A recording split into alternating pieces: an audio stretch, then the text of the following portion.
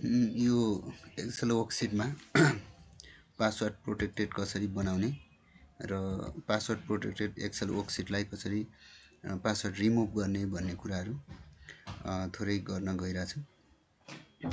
जस्तो यसको लागि हामीले पहिला एक्सेल वर्कसिट खोल्छौँ। यो एक्सेल वर्कसिटलाई पासवर्ड प्रोटेक्ट गर्नु पर्यो भने हामीले यहाँ फाइलमा गएर यो इन्फोमा क्लिक गर्नुहोस्।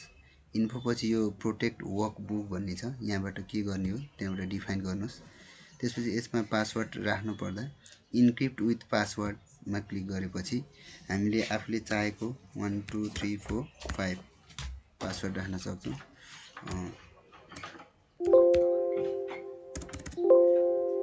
1 2 3 4 यो पासवर्ड प्रोटेक्ट गरौँ 1 2 3 4।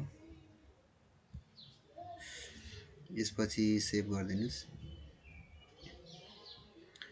यो फाइल चाहिँ पासवर्ड प्रोटेक्टेड भयो। अब हामीले यो फाइललाई खोलेर ओपन गरेर हेर्दा पासवर्ड इन्टर गर्नुपर्ने हुन्छ।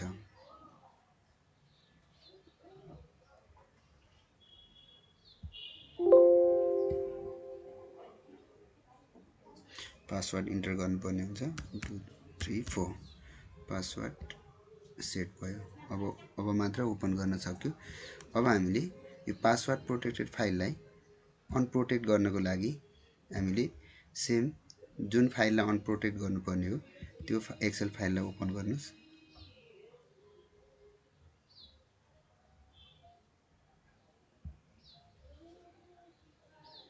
त्यसपछि यहाँ पासवर्ड के हो त्यो पासवर्ड राख्नुस्।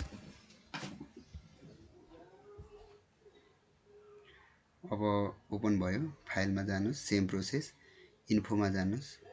त्यसपछि प्रोटेक्ट वर्कसिटमा जानुस्, इन्क्रिप्ट विथ पासवर्डमै जानुस्। त्यसपछि यो पासवर्ड अघि राखिएको पासवर्ड चाहिँ हटाइदिनुस्, यसलाई ब्ल्याङ्क बनाइदिने। ब्ल्याङ्क बनाएपछि अब सेभ गर्न नबिर्सिनु होला, सेभ गरिदिनुस्। अब तपाईको फाइल पासवर्ड हट्यो। यहाँ क्लिक गरेर हेर्ने हो भने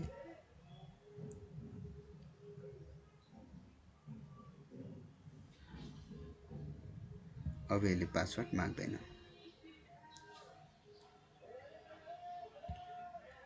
हस्, थ्याङ्क यू।